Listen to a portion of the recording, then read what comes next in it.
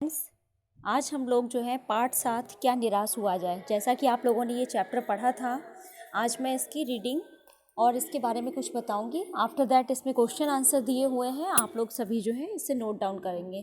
क्या निराश हुआ जाए, जैसा कि आप लोगों ने पढ़ा कि राइटर कह रहा है कि मेरा मन कभी कभी बैठ जाता है। समाचार पत्रों में ठगी, डकैती, चोरी, तस्करी और भ्रष्टाचार के समाचार भरे रहते हैं। आरोप प्रत्यारोप का कुछ ऐसा वातावरण बन गया है कि लगता है देश में कोई ईमानदार आदमी नहीं रह गया, यानी कि उस लेखक का जो था ईमानदारी से विश्वास सा उठ गया था। इसीलिए क्या होता है कि हर आदमी एक दूसरे के गुणों को नहीं देख पाता है, अब गुणों को देखता है, और स्थिति ऐसी है तो निश्चय ही यह चिंता का विषय है। वो कह रहा है, राइटर लेखक कहना चाहता है, क्या यही भारतवर्ष है जिसका सपना तिलक और गांधी ने देखा था? रविन्द्रनाथ टैगोर और मदन मोहन मालवीय का महान संस्कृति सभ्य भारतवर्ष किस अतीत के गहवर में डूब गया? आर्य और द्रविड़, हिंदू और मुसलमान, यूरोपीय और भारतीय आदर्शों की मिलन भूमि मानव महासमुद्र क्या सूखी क्या है? मेरा मन कहता है ऐसा हो नहीं सकता।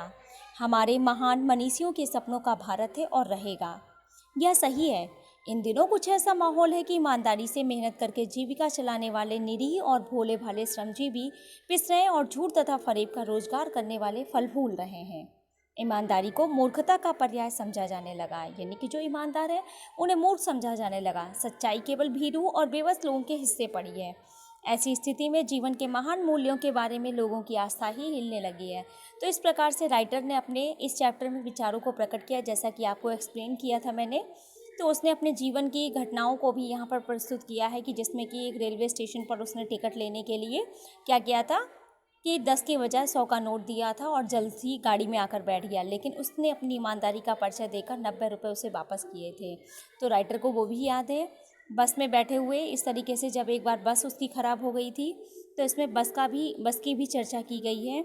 जब कोई जो है वो कंडक्टर उतर कर गया और दूसरी बस का जो है वो लेकर आया था और उसके बाद उनके बच्चों के लिए दूध भी लेकर आया, तो उसकी ईमानदारी से उसे बहुत ज़्यादा प्रसन्नता हुई। तो इस पाठ में इसी ईमानदारी के विषय में बताया गया है। उसने कहा कि ठगा भी गया हूँ, धोखा भी खाया है, परंतु बहुत कम स्थलों पर विश्वासघात नाम की चीज़ मिलती है। केवल उन्हीं बातों का हिसाब रखो जिनमें धोखा खाया है, तो जीवन कष्टकर हो जाएगा। परंतु ऐसी भी घटनाएं बहुत कम नहीं हैं जब लोगों ने अकारण ही सहायता की, निराश मन को ढांढस दिया है और हिम्मत बंधाई है।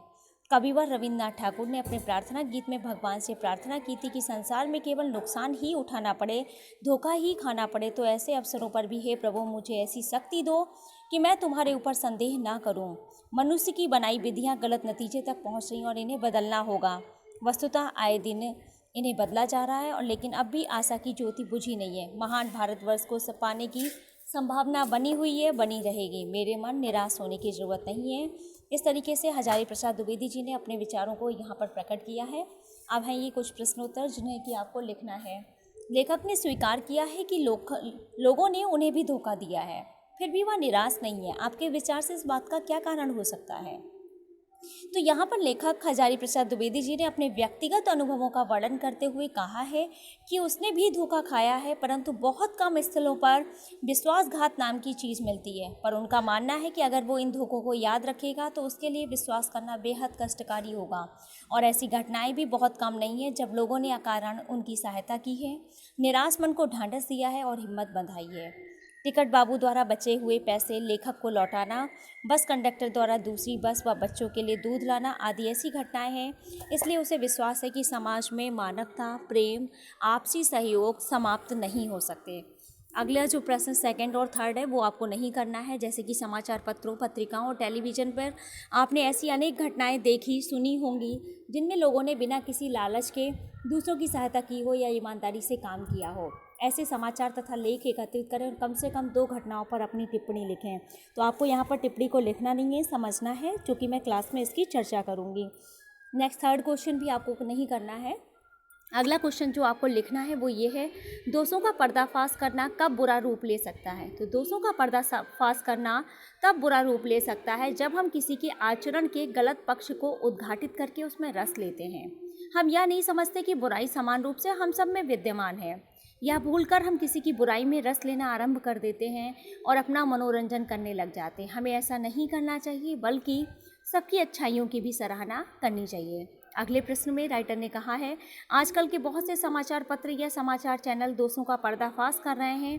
इस प्रकार के समाचारों और कार्यक्रमों की सार्थकता पर तर्क सहित विचार लिखिए। तो दोषों का पर्दाफाश करना उचित है, किंतु जब मीडियाकर्मी किसी स्वार्थवश या चैनल और अखबार को प्रचारित करने के लिए खबर को उल्टा सीधा प्रचारित करते रूप देकर जो है प्रस्तुत करते हैं, तब ये पर्दाफाश आम लोगों के लिए बुराई का रूप धारण कर लेता है। समाचार तभी सच्चे और अच्छे हो सकते हैं जब उनमें सार्थकता हो तथा पक्ष को सही रूप में प्रस्तुत किया जाए। तो यहाँ पर लेखक ने ईमानदारी को प्रस्तुत करने के लिए कहा है। आप सभी को ये क्वेश्चन आंसर अपनी कॉपी में बहुत ही साफ हैंड राइटिंग में लिखना है, ठीक है।